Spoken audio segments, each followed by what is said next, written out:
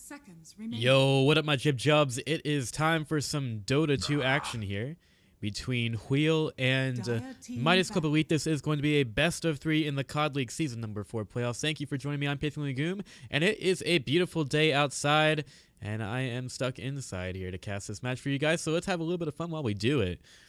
As we see Wheel already going for the Luna and Abaddon to start. Remaining. Really like when we get to see an Abaddon picked up for the teams. Definitely does change the playstyle quite a bit and might make Wheel push in quite a bit more. Midas Club going for the standard Slardar Lifestealer start. And the Lifestealer, I mean, it's just something that we see so many times from a couple of different teams. Slardar is really a mainstay on a lot of them. Can definitely output a lot of damage with the Corrosive Haze there. But Lifestealer also increases that damage so much, and we saw it used really well yesterday, where the Lifestealer would just pop out of the Slardar surprise, and he was so far ahead that it was just 2 or 3 hits before some of the heroes were going down. Very easy for that combo to absolutely dominate. And it's not like you always need the Slardar to carry the Lifestealer around, but it's how it's probably going to work today for Midas Club. I don't necessarily have to buy or get another vehicle for the Lifestealer to go around in this time around. So if we look at the bans here from the teams, Wheel will be able to take out the Silencer and Shadow Demon. Something that we're seeing a little bit more as teams pick up the Luna. They are banning out the Shadow Demon before that happens.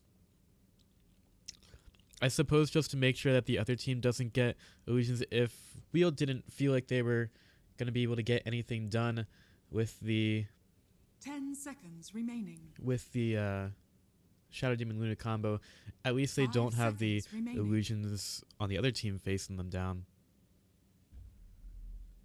Reserve time. And if we take a look at Midas's bans, they take the Vengeful Spirit out of the mix. Radiant team pick. Yeah, they're really focusing on banning out the Midas armor here. Even though it would work pretty well for their team, they don't really feel like they need all that much of it. Lots of Midas armor being taken away with this Shadow Fiend killed off there as well. Remaining. So we're not going to be we're not going to be able to see that this time around. 5 seconds A remaining. couple of those big heroes like Weaver also banned out. Weaver's something that we're seeing quite a bit of, and I'm very happy actually that we do see it a little bit more now. I think it's a very fun hero to play. And unfortunately, we're not going to be able to see it here.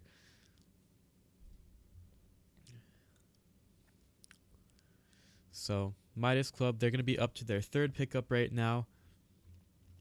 And they could go a lot of different ways here. We see, I think often teams go for like compartmental picks. So you get 2 picks in very similar regions of the draft, so you can kind of make sure that you get a couple of combos there. They're going to be picking up the Fialcor Rubik. Something that's very strong for them. He's done quite well on the hero. And Midas Club are being able to get some very good heroes that they are strong with here. If you're able to get the heroes that you like to play that you're pretty good at, generally the match will go a little bit better for you. 5 seconds So Midas Club, they get a lot of that here with the Rubik. Oracle. And that's another one of those heroes that has benefited quite a bit when they have more access to experience and some region as they move around the map. Wheel will pick up the Oracle, so they have quite a few heals right now. Some good tankiness with Abaddon, and then lots of healing from the Oracle. 5 seconds Maybe also a little bit of control there, and the Oracle should be able to benefit from the Lunar Blessing as well.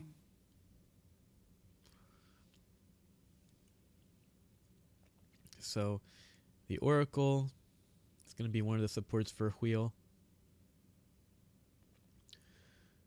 And again, that is also a pretty fun hero to play. In terms of counterplay against the Lifestealer, I guess when he doesn't have Rage up, they can try to kite him a little bit with the Fate's Edict, not allowing him to attack. But if he has the Razor available, that's not going to do a whole lot. Now Razor also picked up Dire against team pick. the Oracle here. With Oracle having a lot of point target abilities, that pretty much ensures that the Razor should be able to move pretty well around fights. In fact, lots of point target abilities on wheel right now. So Midas Club will be able to 10 get seconds a remaining. pretty good frontliner for themselves, or more of a 5 seconds midliner, remaining. if I could even use that term. The Razor is really known for Reserve dominating the time. mid lane, and Wheel do have one pickup here before we get to another banning phase. It does seem a little bit early for a Razor pickup, but it does show good synergy with Rubik. And of course there is some minus armor in Radiant there as team well. ban. Ogre Magi picked up, still a lot of point target, but at least is able to kite the Razor a little bit more there. So a couple of good supports there 10 for Wheel seconds remaining. as we move into our last banning phase. We still do Dire team need ban. the mid for them. Wheel did quite well in their last series against FDL in the group stage. They had a lot of difficulty in the middle of it. Definitely tended to falter a little bit there. But 10 seconds remaining. they looked very strong in their last one. And 5 all that seconds really remaining. matters is that you get into the playoffs and then you're able to do well there. I think that Wheel, Reserve time. they have a pretty good lineup and they might be able to do quite a bit. I think this is probably going to be one of the closer matches in the playoffs. At least I'm hoping that it is. The ones that we've seen so far haven't really been too close at all. I'm sure that some teams will be a little bit more evenly matched as we get later into the playoffs. And also, I don't know if you caught it on the bracket, but Team Fire have replaced Eternity in the lower bracket, so they'll be starting there. And if we go through that lineup real quick, they have Brink, Whitebeard, TC, Brax, and Fluff and stuff. So, I mean, I don't really know. This is like old Liquid stuff, right? Fluff and TC at least. Dire And team Team Fire had Whitebeard on it before, and Brax was surely in the mix. So, I mean, that's going to be a Radiant pretty good team lineup pick. coming out of the lower bracket. So, getting knocked down to there is going to be no cakewalk for teams, as they're going to have to face up against that team full of members who have quite a bit of experience and should be able to do. I mean, that's a team that could 10 seconds penetrate pretty remaining. deep into the upper bracket. That's not anything to laugh at. 5 seconds remaining.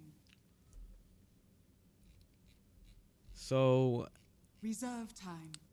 getting knocked down to the lower bracket will make teams really have a more of a gauntlet to go through. So neither one really wants to do that.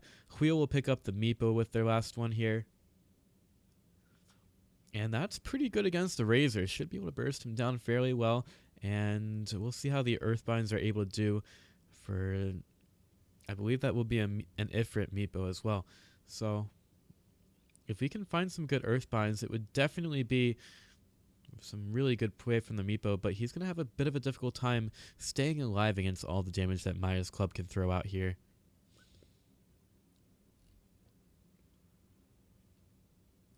Which will bring us to the last pickup now for Midas Club. 10 They are seconds nearly, yeah, it's going to be a Jakiro, so that gives them a little bit of tower pushing against this, and also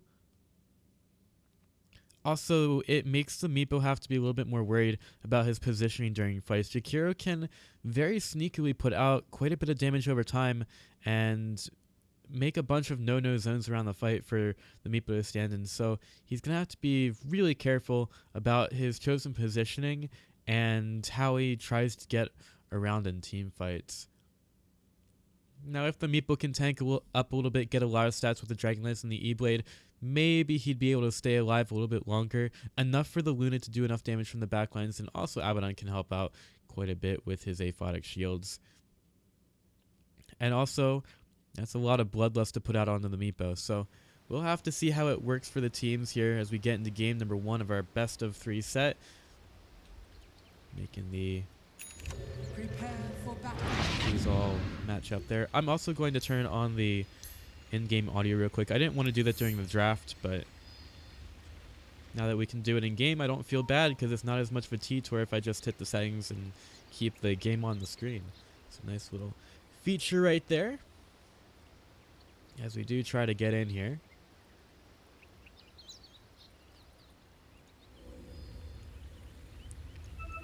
So hopefully these players are able to connect to the match. Happened to be watching WESG yesterday, and not everybody here probably knows, but there was a Filipino stream that was receiving a lot of viewers on Twitch for Mineski TV, and they seem to be having a pretty good time. I don't know if I can give you the same good time, but I can certainly try.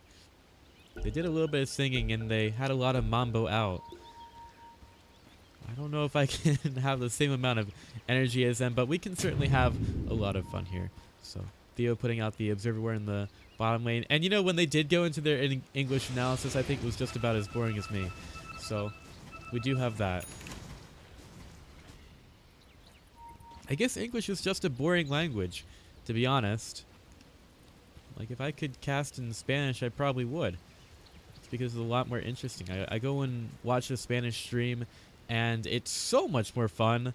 Like, I'll go and listen to an English caster, be like, man, that's boring. I'll go and watch the Spanish caster, and it's lit. It's like so lit in there. I have a much better time, even though I have no idea what's going on. But I don't really think that people should watch for the casting anyway. They don't need people to tell them what's going on, stuff that they can see with their own eyes. Because that's my job, right? So both teams should just be very conservative as they go for the bounty runes here. Razor, he will get the one at top. Raposa on the Jakiro. He's ready in the top lane, so this may be the off-lane Jakiro for Midas Club. They're going to be running a Slardar in the support role, at least for now. Slardar is going over to top, so maybe it's going to be a dual lane. Notice that they both have the wind laces at top. But Raposa's gone for a little bit more damage, so we'll see how they manage that lane and see who's going to get more creeps taken there. If it takes a lot of damage, or yeah, damage taken away by Suze there. And over at top, Layer's forced away. That's going to be the liquid fire coming out. It's just a very simple dual lane setup for each team. FNA knocked out by a wheel in the bottom lane. And with these dual lanes, we'll see if there's a whole lot of aggression that's going to go on. For the Abaddon is definitely going to have something to say about FNA trying to farm. A5 shield put out onto the creep, and FNA will still be able to get it, even though he takes a lot of the damage there. Radiant creep wave over towards the hard cam. Oh, Bardo trailing the purple Satyr blast, so that the Luna takes a little bit of damage there.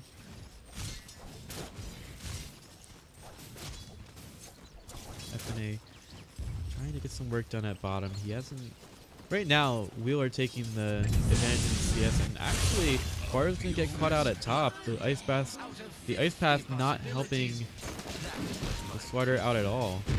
Also just wanting to farm, but it's not close enough to help his friend there. Slardar getting too far in. He did go for sprint level 1, and that's possibly what gave Wheel the extra damage, or yeah, Wheel the extra damage that they needed. At bottom, Derp thrown away. FNA is doing a lot of damage there as Bardo goes in. He doesn't even have a crush, but he does have a lot of damage. The creeps will take the last hit.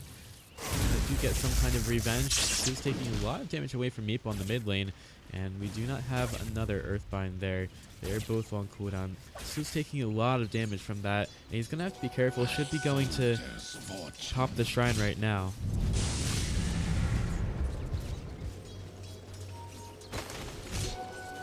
(2017) forcing FNA away from the lane. Derp just wants to try to disrupt this, and he'll take the creep wave away. We'll get it over there. Ghost is getting a little bit deep at top. He doesn't have a support here to back him up anymore, but Nave does the Luna. Luna getting the healing salve on her to get back up there. Suze will take some more damage away from Ifrit. Luckily, he does have the second Meepo there sometime. It's healing up in the base right now, so it will have a normal amount of damage. 2017 going ham on the Theo. Bardo is ready with the crush, but 2017 is just a little bit too tanky right now, and he can always have an extra A5 shield.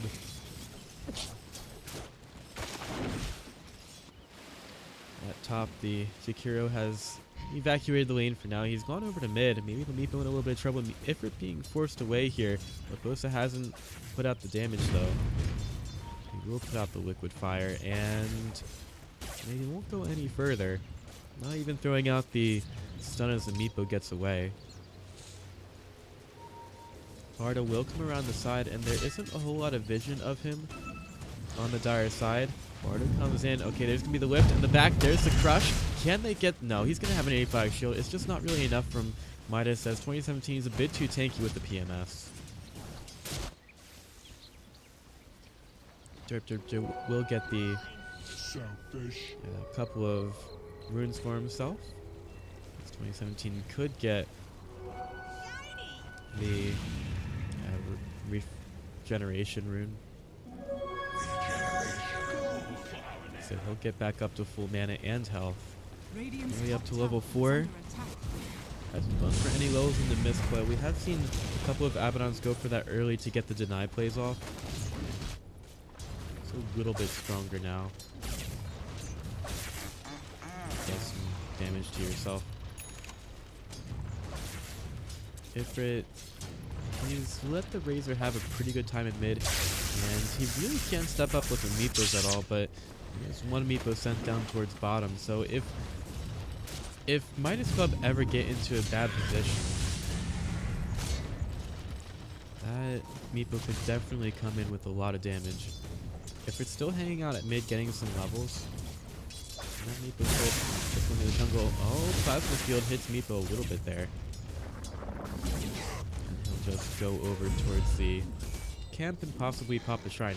Now at top, there's going to be a nice crush on the Oracle keeping there. Ice Patch is going to keep Layla in this one. Laposa heals up as a result of the Purifying Flames.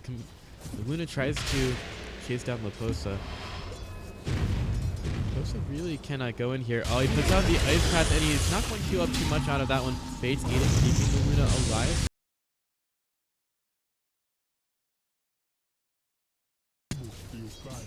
Find the damage that they needed in order to get any kill. And we'll lose their Swarda once again.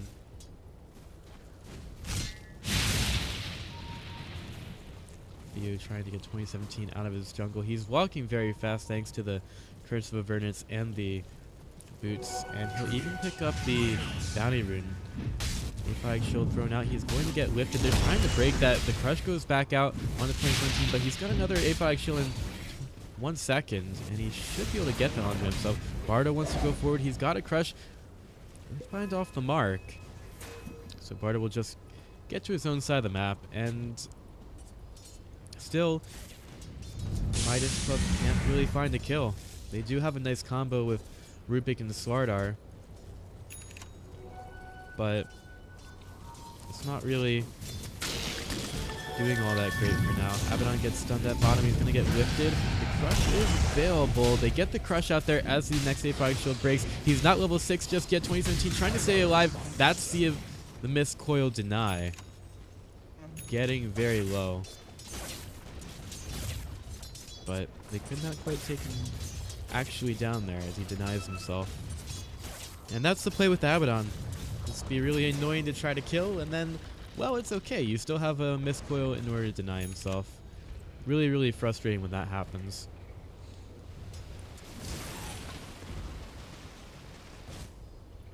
Radiant's top tower So is under not being attack. able to accomplish too much in the bottom lane. Bardo and Theo go to top. Good fires onto Derp, but he's going to play Theo completely okay for this.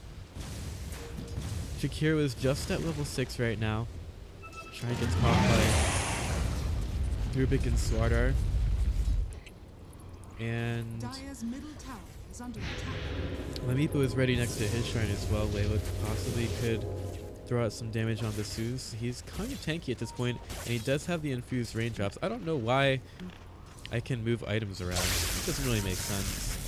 The support duo gets to mid. That's going to be a lift and the throw right back in the middle of the mid lane, and they're able to find another kill. Finally with that combo taking his support down.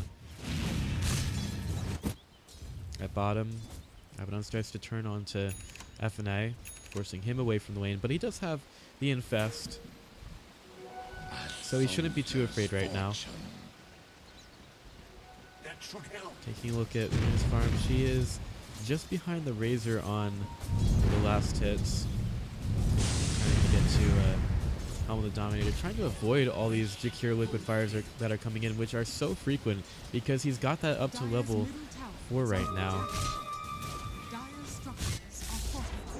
We're still trying to do some work in the jungle. The Razor, he's had a pretty good lane here. And Ifrit hasn't gotten a whole lot of help either. Razor puts out some damage. Static Link giving him quite a bit more auto attack. Starts to use that onto the tower a little bit. Gets slightly tired of it hitting him. Look at that. FNA takes so much damage from the Aphotic Shield and Curse of Avernus combo. And we'll try to heal it up with Feast. And getting away from top. He's going to turn around for the Ice Path, and the Eclipse doing a ton of damage, but it's mostly to the creep wave. Wheel popping that one when there's not really too much of a use to it. Trying to get as much utility out of the early Helm of the Dominator as possible, but even as slow as the Jakira was, they could not find a kill there. 2017 caught out underneath the tower at bottom a little bit. FNA trying to steal some health back. So 2017, he would get the A5 shield popped in the creep wave. So still, the Razor is at the top of the net worth right now, but that is probably not going to last for long, as the Razor has a bit more of a difficult time trying to farm up. Theo going for some taunting action. He'll get slowed down quite a bit as he tries to TP away. Derp is there. Oh, the Earthbind, but it's not going to keep him. Managing to get away even though he's got that on him. Stun comes out looking for another Earthbind. Lots of damage from Layla. They've slowed him down as well. Crushes on a few, but Ifrit, they cannot keep the Razor alive, and Ifrit's going to be able to find 2 on the mid lane. Putting out a couple of Earthbinds. As soon as he gets that third Meepo up, it is killing time for a wheel.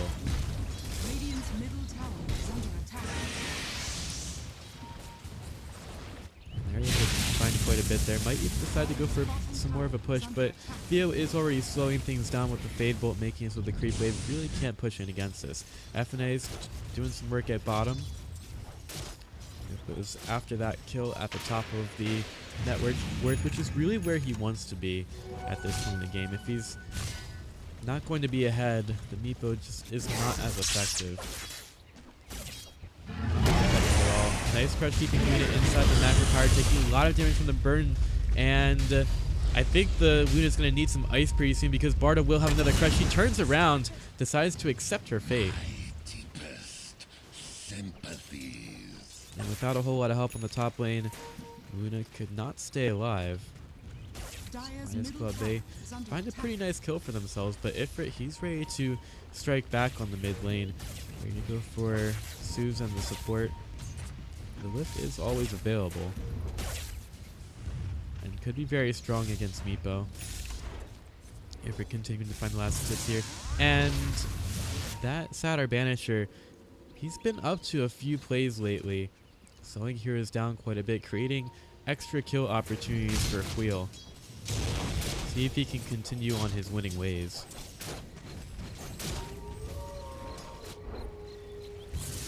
Still going around. They are going to be close to the shrine. Invis Rune picked up by Jakir. That's going to get him out of a lot of trouble as the smoke gets broken by him.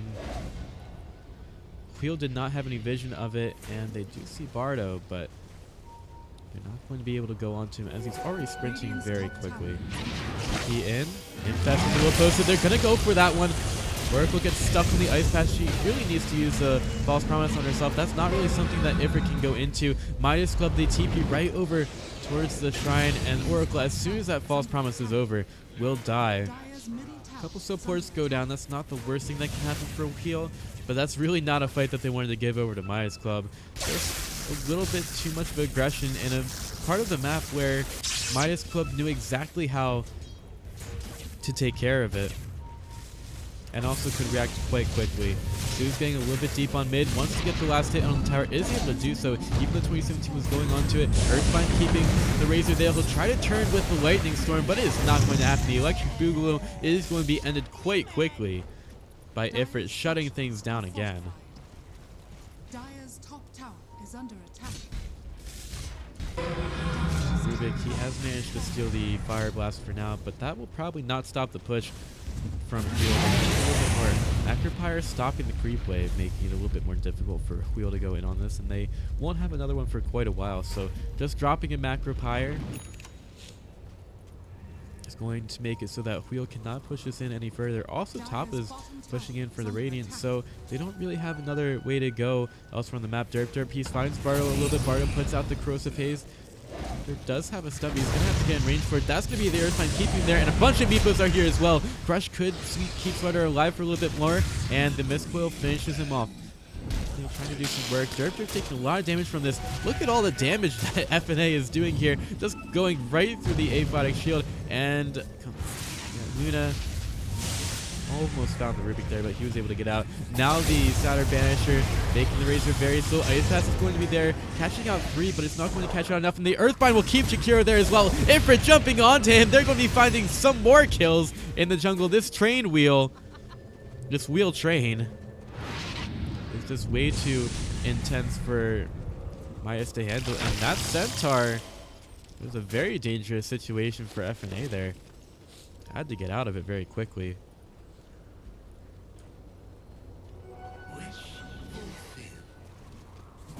Midas, they will be forced to lick their wounds right now, as Wheel are looking very fine, especially with their Meepo, who's up to a Blink Dagger, and he's also building up quite a few components of the Aghanim Scepter. I think that they have to do something around the map. Still helped by the Saturn Tormentor there. And quite a bit of the creep wave with the Purple Orb of Death. FNA will move in. Ifrit is not close to the lane at all. He does have a TP up in 20 seconds on his main man Meepo.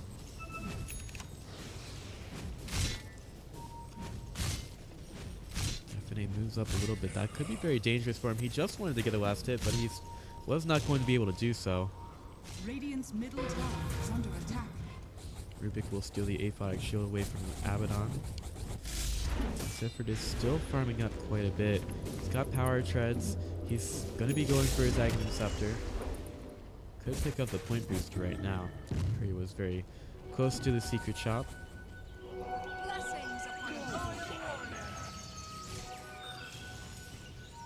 Maybe Wheel can push this in a little bit more.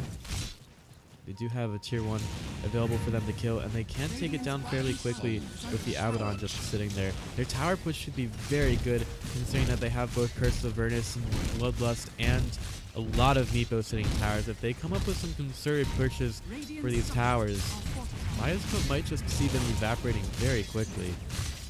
Luna's also getting into the fight, and like as much as Midas Club are going to be forced to deal with the Meepo, they also have to deal with the huge amount of damage that Luna's going to be able to do. The only thing that possibly could help them out is that it's a lot of farming that we are going to have to undertake in order to make sure that all of their heroes are outputting the most damage possible. So Luna needs quite a bit of farm, and she can clear things quickly.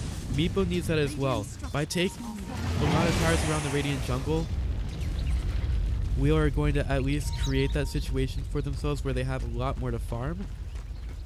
And the Meepo should be able to do that as well. He's mostly just sitting in the jungle though, trying to make sure that he gets his Aghanim Scepter at a good timing. Meanwhile, Midas Club, they went for Roshan. And they do pick it up on FNA. Wheel not really respecting the fact that Midas Club can do that pretty quickly with the Slaughter ultimate. Slaughter's also getting close to a Bling. So Well, a Blink and Infest combo for Midas Club, they could start to look for a few more pickoffs around the map, especially when Meepo tries to farm out by himself. He's going to go for a couple of boosts, and they're going to stay here.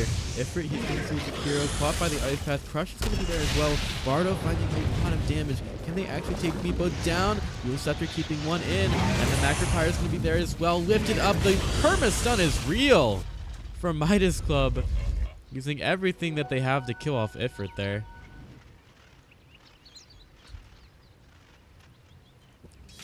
And that's just a situation where the Meepo was a little bit aggressive. And it didn't really turn into too much good for Wheel either. Midas Club, they're going for the tower. It's going to force out a fortified, but that's not a huge deal at all. Just wait until that's over.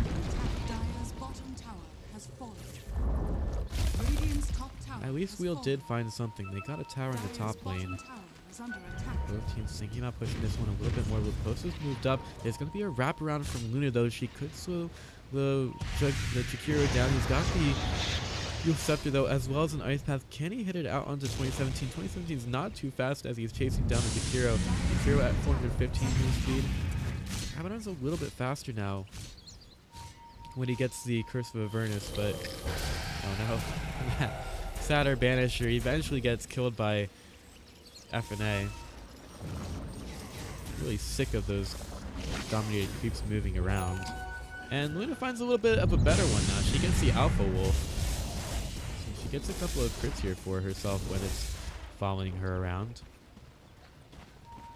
Now's a pretty good time to look at her net worth, which is only about 1,000 in favor of Wheel. XP is around 4,000, but that's really what a Meepo is going to do for you. He's up to level 18 right now, while Lysir is at level 12. So we're seeing a pretty big level advantage for the Meepo, and also some good farm when he has the Aghanim Scepter.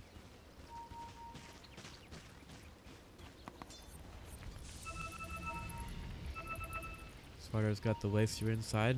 Hasn't shown off the Blink Dagger just yet, and he's not even being scoured out. Looking for his opportunity. He's not seeing a whole lot of Wheel right now. We'll just slither over the top of it Guardian Sprint.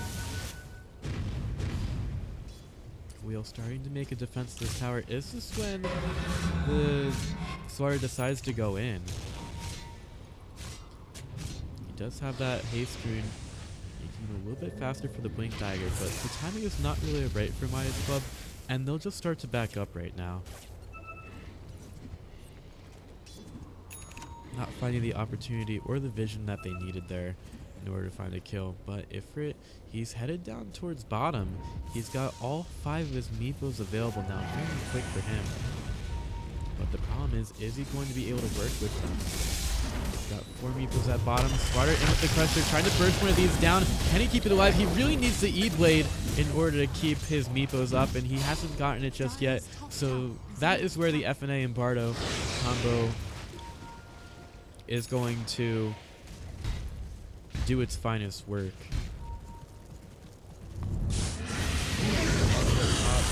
A little bit of trouble. Jakiro's just getting the creep wave out of here, making it a lot more difficult to push this in. There's only so much that 2017 can do against him. Finally, the supports rotate over there, but even then, he's not really too pressed as a life stealer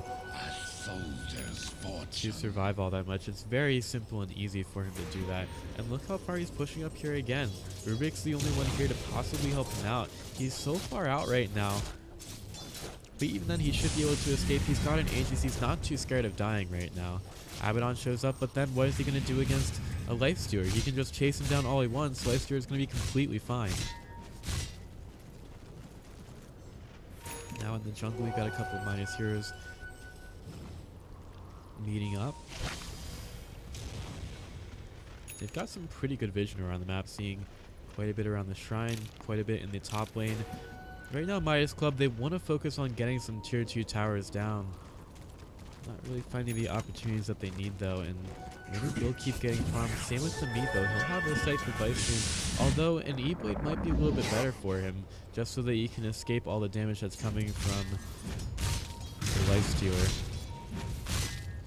As we saw in the last one, he gets the Meepo caught out, Dire's top tower Midas Club are going to is be under focusing attack. one down, and getting the E-Blade gives you a little bit more time. Now the smoke breaks on Bardo, and he might be forced away from this one. Doesn't feel like going onto those heroes. He'll blink away Dire's top from tower the is under impending Dire attack.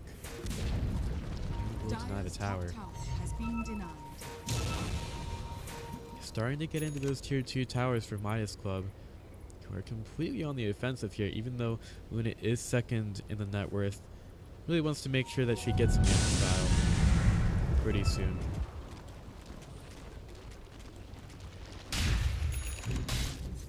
Midas trying to farm a little bit more. It's going to be a 4-staff next for him. I'm sure most of the components are on the courier right now, so he'll have that pretty quickly. When you're able to assist for some kills, it definitely does help your gold flow. You getting to mid. It's time for Wheel to try to push this in. And the mechanism A5 still stolen by Rubik. Will get lifted up and placed down, or rather thrown down behind the tower. Rod of Aegis out. Abaddon, it's slightly off the mark on him, so it's not going to keep him there all that much. And that will mean that Wheel get away from the mid lane. And they could have potentially had everyone there too. Bardo looking for something on the side, but he has been scoured out. Just have to be very careful. And Wheeler looking for that initiation. Will get scoured out by a couple of illusions.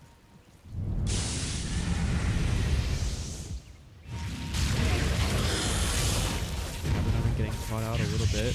And that's a lot of Atos again coming through. Zeus is going to find something. Meanwhile, Eclipse on the backside. Luna's going to work. FNA caught out. That's going to be the Earthbind keeping him in. Luna completely healed up after the false promise. Derp getting a little bit low. Zeus trying to do as much damage as possible. He's stolen quite a bit of damage, but he's not being able to do all that much with it. Wheel. Oh, nice A5 shield keeping Layla alive. Ice passing the back end, but that's not going to help anything for Midas Club. As Ifrit starts to go a little bit at ham there. He gets most of the gold. It's time for Meepo to go to work on the mid tower. Look at all the damage that he does, and so quickly Fortify gets forced out, but it's not going to stop him for all that long. Ice Path not even hitting any of the Meepos. Just standing a little bit far from it.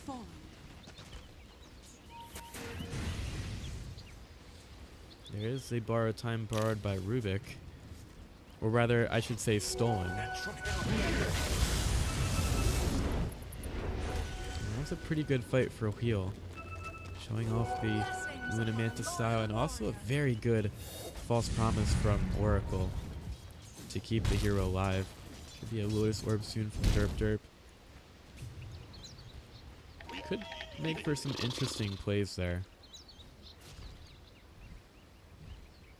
Rod of A2 is coming in pretty handy for the Jakiro, but it's not really been able to show off as much. Maybe at top. Going to get stunned there. Doing a little bit of damage from Luna. Has such a long range on the static link. At bottom, awesome. Yeah, this Ogre has no chance of being able to stay alive. Necropyre doing a lot of work. And FNA pops out for the Echo Saber hit. Ogre had no way of staying alive there. This is not even close. The TP goes into the shrine for Luna, and she has been completely scoured out. FNA trying to get around. He's gotten the double damage rune. They're not going to decide to engage here. Actually, neither team will. And I have no idea how that fight would have gone. A couple of spells were down for Midas Club, but still probably could have done quite a bit of damage, especially with the Ogre Magi not throwing out Bloodlust all the time. Jakiro moving up. Ice Patch thrown out. He's very lucky to hit the Luna with it, keeping her there for a little bit longer. He just has now been put back into the Roshan pit. So we're at 27 minutes. Midas Club will scout it out with Theo. He gets in there, just scouts it out a little bit while he rides his horsey. And that last Aegis take from Midas Club definitely did do quite a bit of work for them, as it made it more difficult for Theo to do anything around the map. They are currently trying to take down Jakiro, who blinks away and TP's out, as this Roshan attempt is still going on for Midas Club. There's only 2 heroes doing it. They really don't even need Jakiro near the pit at all. He'll throw out the dual breath, but it's going to be way too late for Wheel. They throw in the Frost Ogre Mage, but even then, he's just going to walk in there, feel very sad that Roshan's already dead, and then quickly get out. Or die, rather. No getting out for Ogre Frost Mages. Miles Club, they're moving up in the mid lane. This kind of aggression is what has made them win quite a few games, and they just have to be sure not to lose the team fights at this point. If they can create a little bit of chaos with the Slaughter and the Life Stealer, they definitely can make it so that we are taking a bit aback, and they cannot cut Midas like they should. 2017 moving in. Bardo is ready with the Crush, but he's not going to be wanting to put it onto the Abaddon. That would be not the best initiation. Might have to use a lot really in order to actually take the Abaddon there, though. They take a lot of damage off from 147 over to Razor. He's got quite a bit of damage. Actually 322 damage to be exact. That's a bit of an interesting number. Su's going forward, making Abaddon hurt a little bit. Miss Chloe is going to be there. 2017 starting to get a little bit low, but Ifrit's going ham at bottom, forcing out a few TPs. And nice blink away, but he's going to get crushed now. Here comes the Life Stealer, and Ifrit cannot poof away. Even a bash coming in from Bardo, stopping him in his tracks. And again, Ifrit trying to make some plays on the map, but it's just not going to be happening at all for him. Nice to fire a little bit off center in the mid lane. It's a bit unfortunate for Ifrit. He's been doing well with the farm, very easy to make sure that you get levels and good net worth on Meepo, but it's gonna be all for naught if you can't keep yourself alive. Luna should have a butterfly soon, but Maya's Club are already knocking on the door to the mid lane. Razor is ready to go uphill. Close there as well.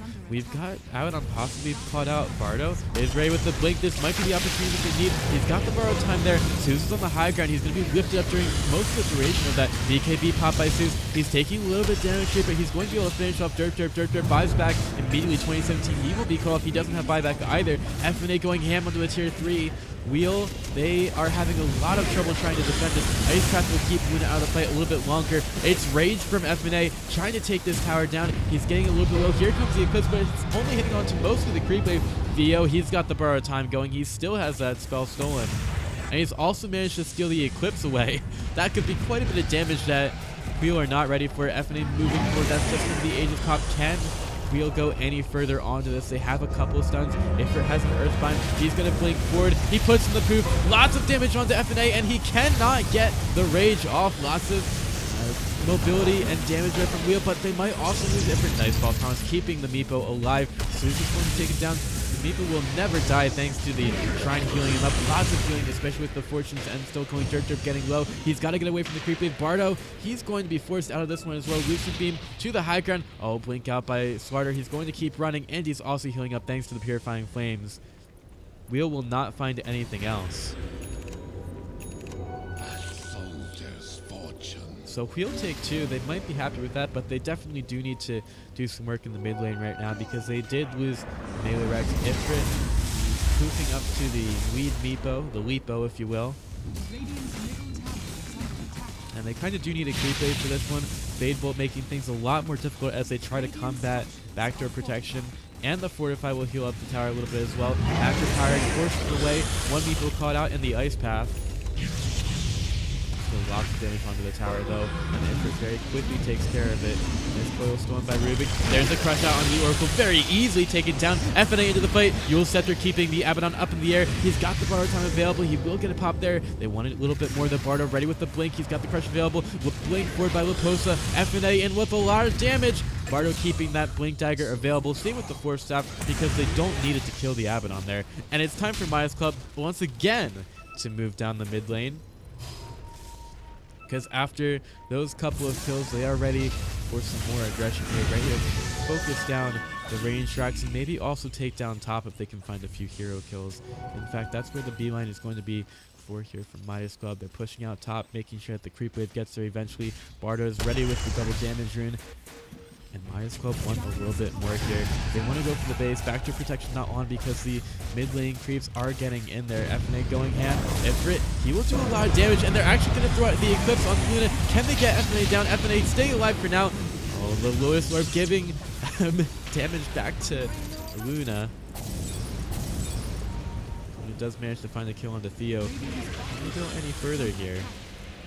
Ice Path thrown out. Leposa should be the next one to die. Yule Scepter keeping you alive though, and Bardo's back into it. He's still going in here, and Leposa helps out a little bit with the slow. In fact, he is going to save the Jakiro, which may be a core Jakiro worth a Slardar kill. But at least Wheel are still defending their base. They kept their tier 3 tower through all of that. And they kept Ifrit alive, even though it's still requiring a lot of resources on their part to stay in these fights. Net worth, it's just plummeting back towards Wheel. Very close in that respect. XP is still on the side of Wheel after that though. And there's actually only one tier 2 tower to take down here. So with the Meepo going in, not sure if Midas Club are going to be willing to defend this. 2017 going into the VA5. So Macropyre will keep. Look at that long range Macropyre from Jakiro. Such a long one. Making sure the creep wave dies. Making it so difficult for Wheel to push us in. Next Roshan is up in, I don't know, at least a minute and 30 seconds. Scotty soon from Moon. He has a butterfly up right now. Bardo wants a little bit more. He doesn't have vision. He's going to blink to the high ground, but all of Wheel are waiting for him. The Leicester forced to pop out. The rage will get him away for a little bit. Ice Path keeping the Meepos out. Do they get a little bit more? Earthbind, cool! It's going to hold him in place right next to the shrine. He's healing up, but the Ifrit Meepo does way too much. Leicester does not have buyback anymore. Ifrit looking for some more kills. Theo's been caught out in the trees. And they're not going to find him right now. He's got a TP and a blink. He's going to be out of here for now.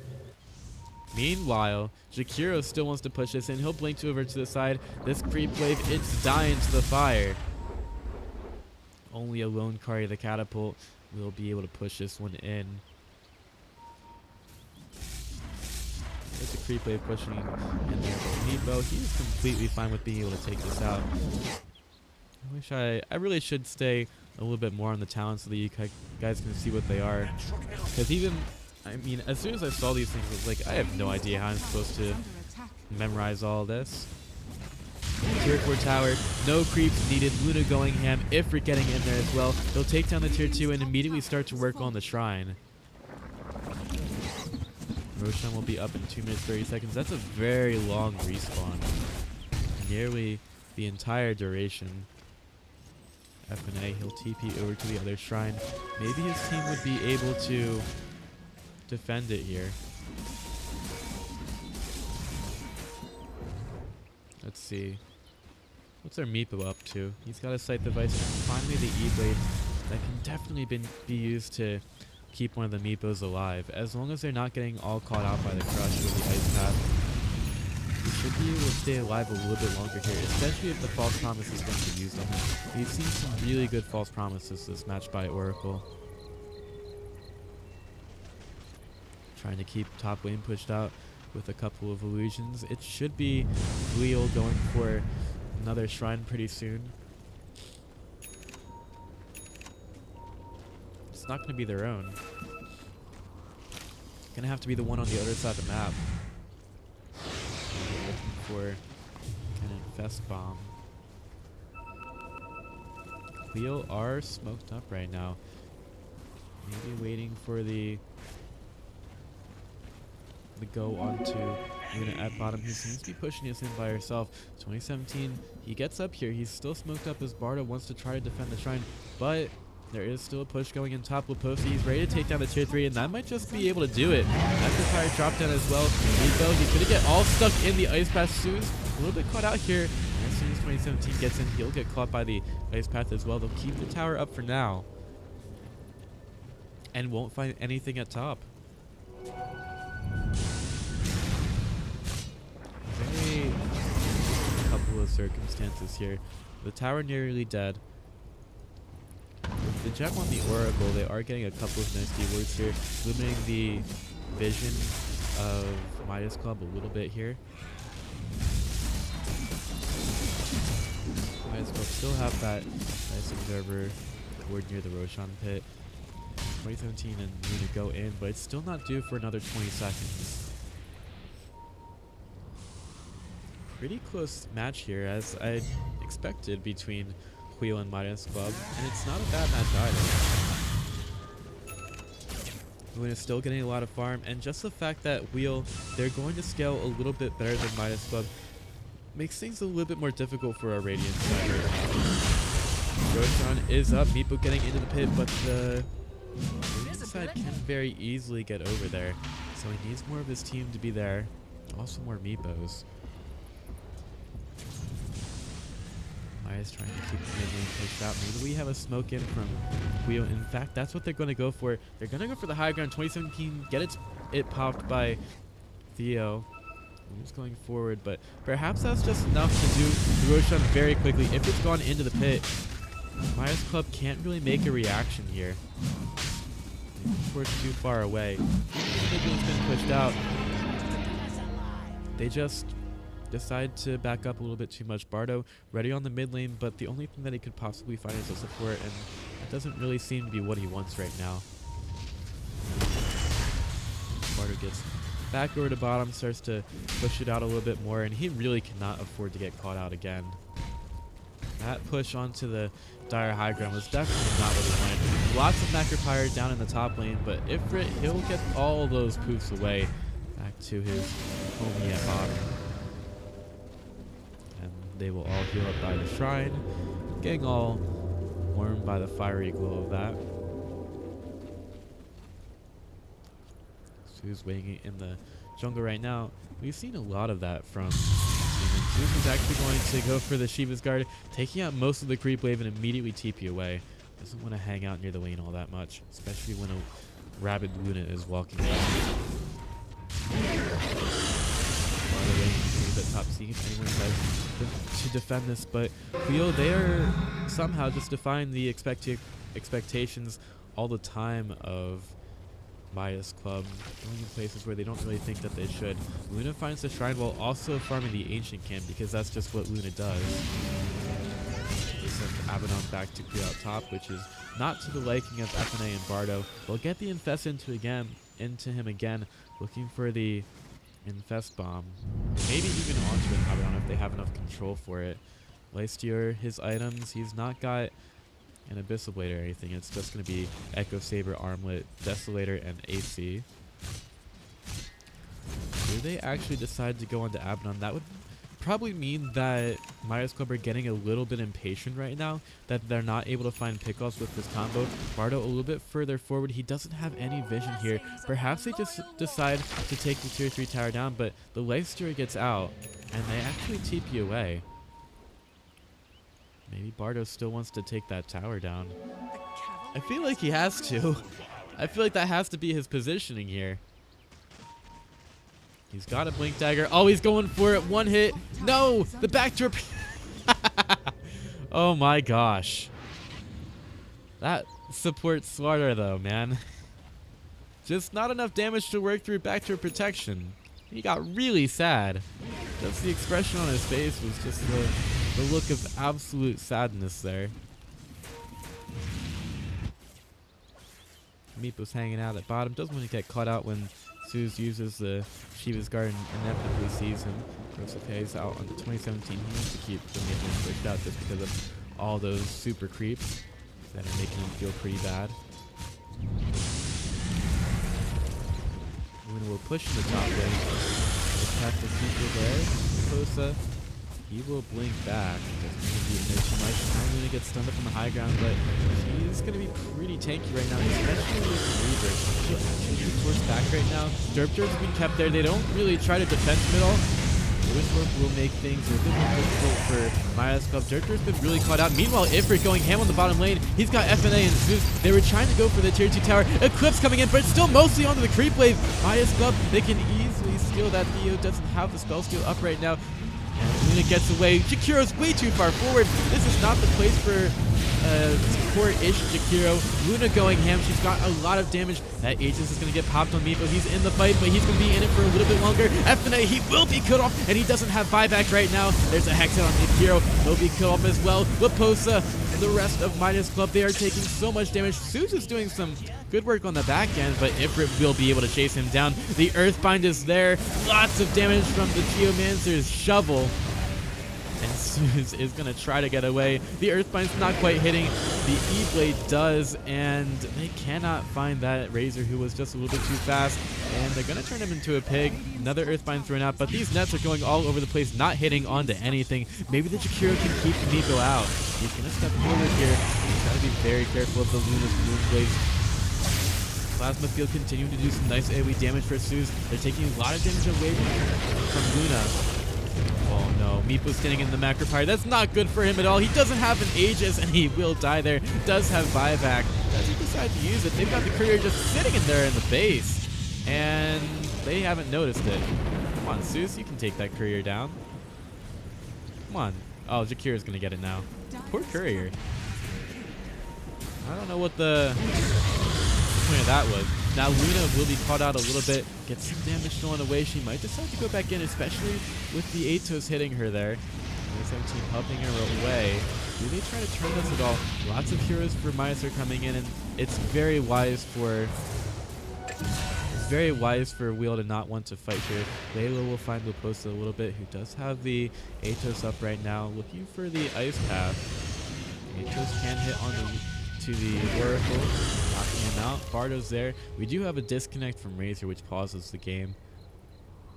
So we'll have a little bit of time to think about the fate of the Oracle, who will be crushed here in just a second. They should very much know that the Oracle is Glimmer Caped right now. They had plenty of vision of it. And it's going to end right now, so I think we can pretty much surely say that the Oracle is dead, but what a fight, honestly, from both teams.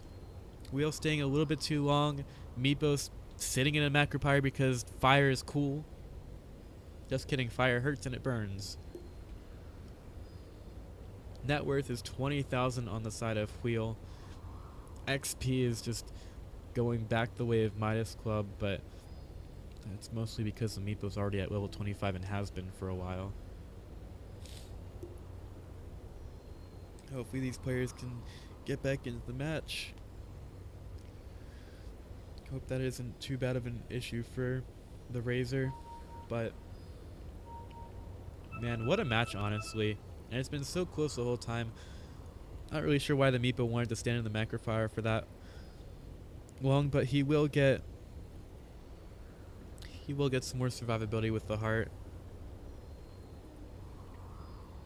So he's not going for the big stats build up with Dragonlance and E-Blade. I almost forgot that the Oracle was about to die over here.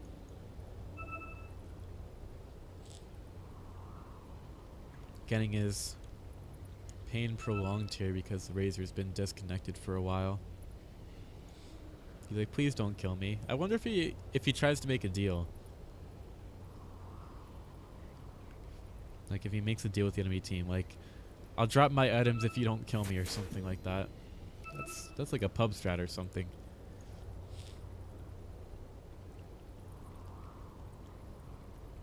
Ogre has a Shiva's Guard at least, picking that up from the secret shop. And Luna will get a Satanic soon.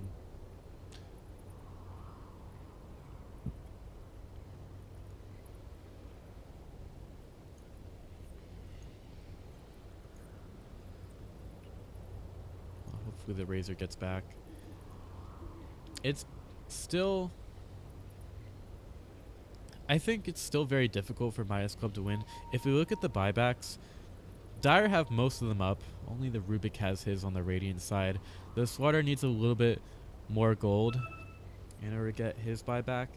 But still, like, we'll have a lot to defend here. They'd have to mess up pretty badly, I think, to really lose here. They've just been outscaling Midas Club a little bit too much. When you go for a Razor and a Jakiro, I think the game gets a lot more difficult when you get to this late in the match.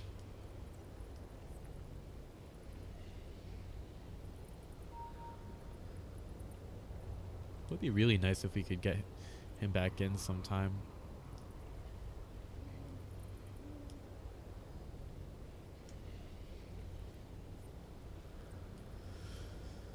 So what else can we talk about? we could talk about our next match tonight a little bit. So, this is a best of 3. We're only on game 1 right now. So, we've got quite a bit of time before our next series, which happens at 7 p.m. Eastern. But that is going to be Team Freedom versus Team Red, and I would fully expect Team Freedom to win that one pretty heavily. Team Red haven't really done all that well in the event. They did make it into the playoffs, but I wouldn't really count that for all that much.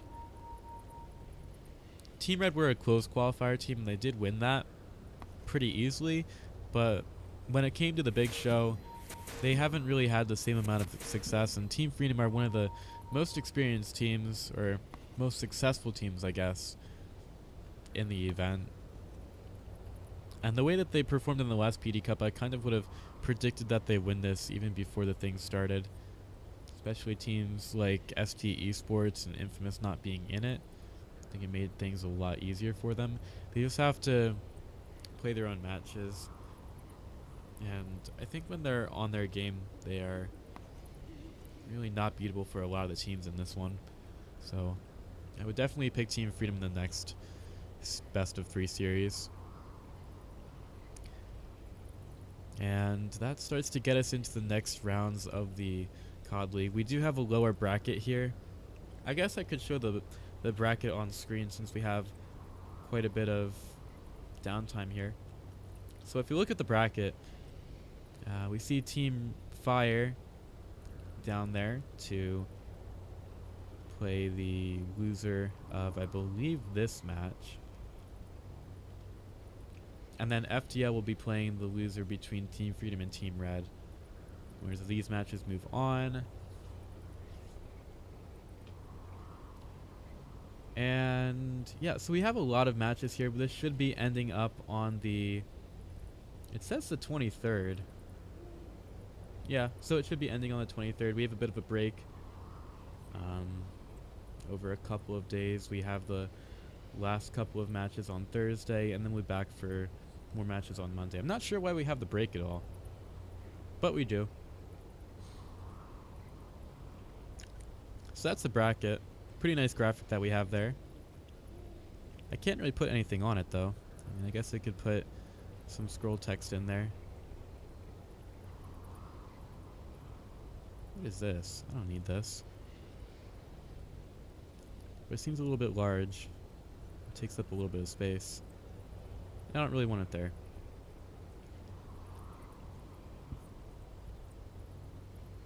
So, yeah, that's our bracket. We'll go back into in-game. Actually, you know what? I think we've been on a break for a while. So why don't we just play a little bit of music? You won't be missing anything. And we'll get back into the match when the Razor reconnects. I have no idea what's taking him so long. So we'll be right back, guys.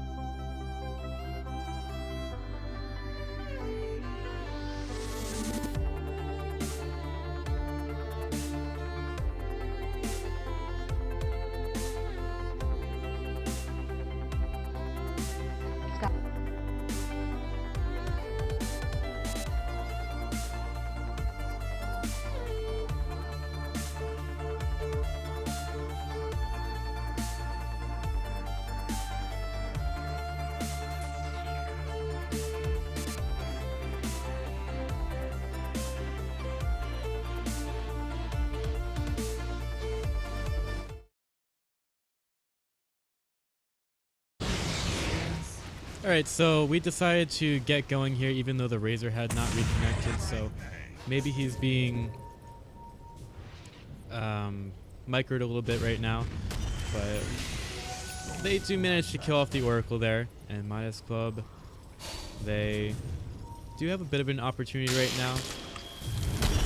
Razor still has yet to get back into the match, but we kind of ran out of pause time there, so he is reconnected now.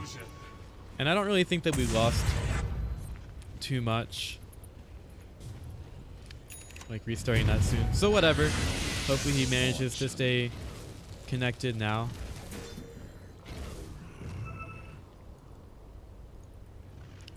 So we have the buyback status up.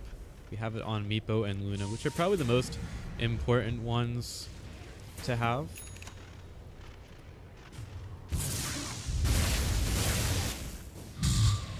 At bottom, we've got a lot of grouping up from Wheel. We're going to move up fast with the Luna. Opposed manages to TP away before the girl on the cat gets in here. She's got a bloodlusted catapult with her as well. That siege creep is out for blood. That is quite scary.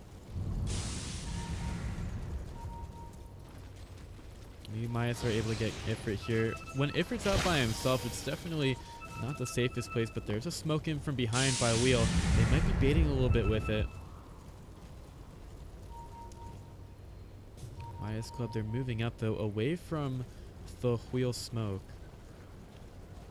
And Baro's going to get found by Ifrit. He'll get turned into a pig. There's the Earthbind keeping him there. The Lifesteal will also pop out. Surprise! But they're going to get a lot more than they bargained for. They'll get the double on Ifrit. Maybe also looking for a little bit more. Zeus manages to get away. That could be a push coming in. The range creeps are going ham, or the creeps are going ham on the range racks. 2017 there to stop the push. And the rest of Wheel, they are going to push this in. Top lane is already very close to the base, so the vector protection should not be there unless Razor can take care of the wave. Doesn't want to be too far up here. And Ifrit gets into this one. He's got to be careful now. Trying to make sure that that creep wave continues to push in. Trying to see if they can get a mid lane tower. Maybe something else. Bottom lane will get pushed in. Meepo's also got that wave pushed up. This is a very easy way to keep lanes pushed. Buyback on the Swarter. Meanwhile, we have Ifrit finding another kill onto the post and getting the tower as well. This Meepo's all over the place. Bardo gets a crush out onto 5, but these Meepos are super tanky.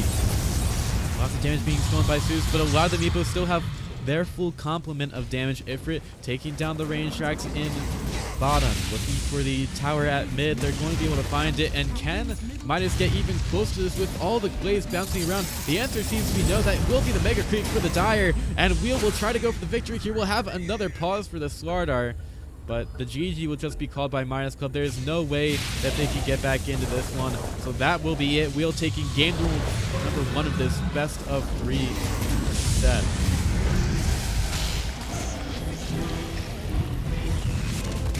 So that was definitely an entertaining match. A lot of consternation at the end with a lot of the pausing, but we do manage to finally get to a Wheel victory. We'll see if they can continue their momentum into game number 2, but we've got to get over there real quickly. So make sure that you guys stick around for that match, because we do have more to come, and neither one of these teams has been knocked out just yet. Stick around, guys, because it's going to be a lot of fun.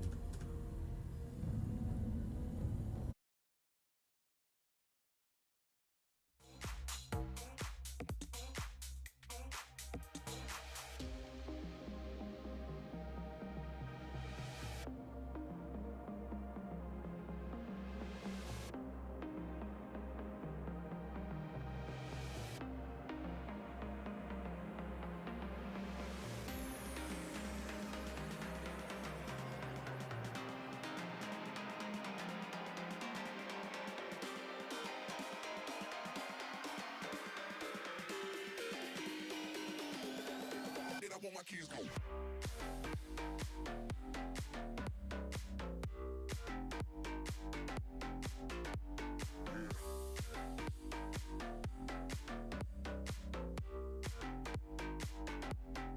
I want my keys going.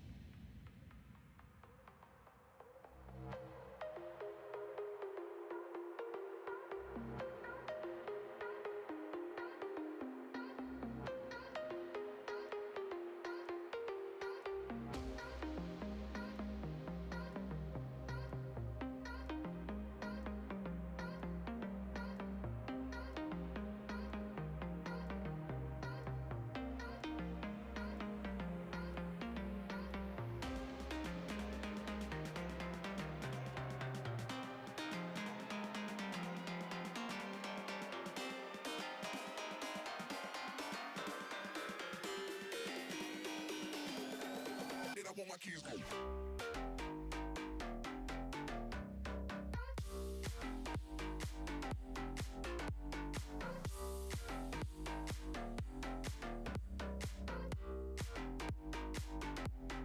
Then I want my keys going.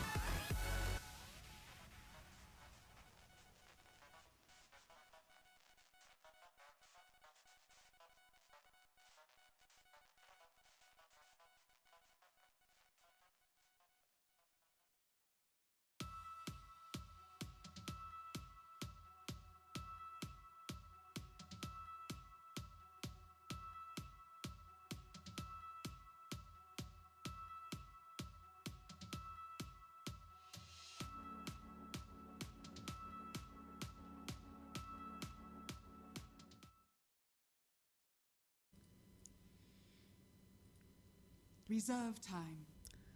Well, I am glad to see that you have not left us because it is time for game number 2 between Midas Club and Wheel.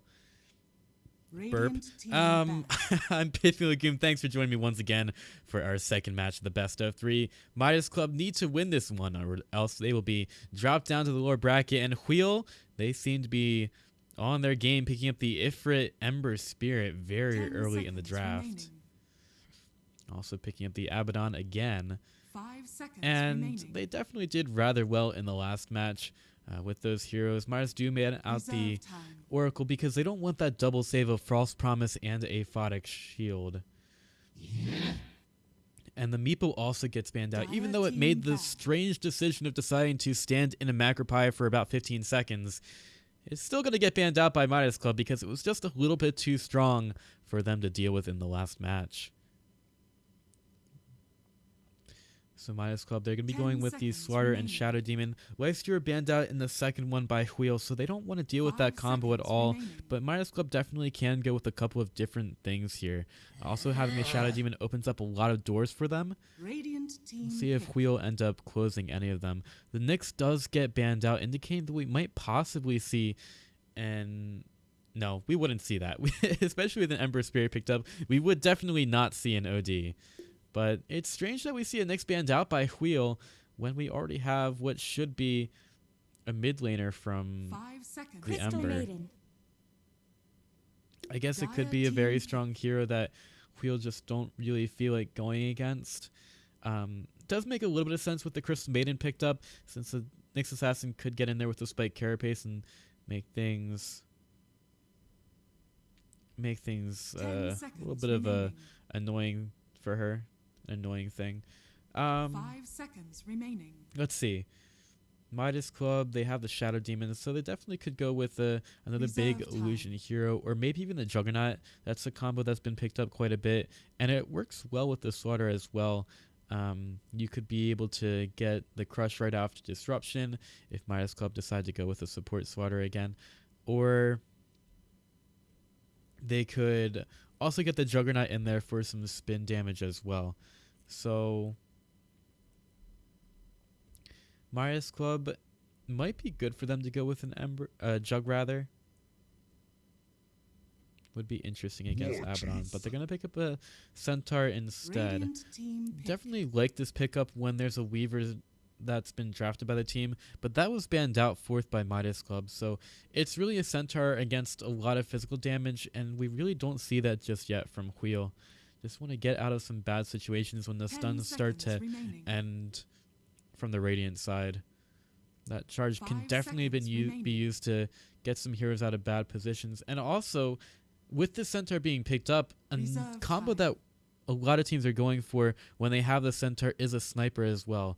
The Sniper should be able to stay alive a little bit better when he has the charge available after the initiation comes, so he's just able to run away very quickly. Might also go with the Shadow Blade early to get that extra bit of survivability.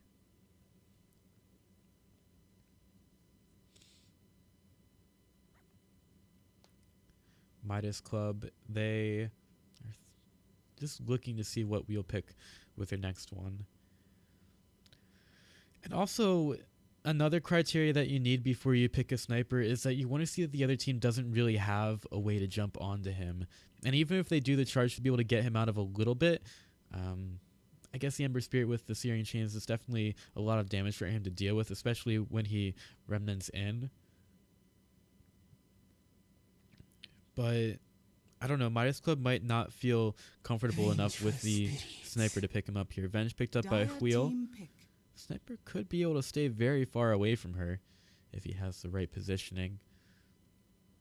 We'll see if this is going to be a core Venger support for Wheel. Lots of teams have been running many different things with this hero. Instead of a sniper, Midas Club Radiant go with the team Ursa. ban. Lots of damage that is going to try to go toe-to-toe with the Ember Spear in the mid lane.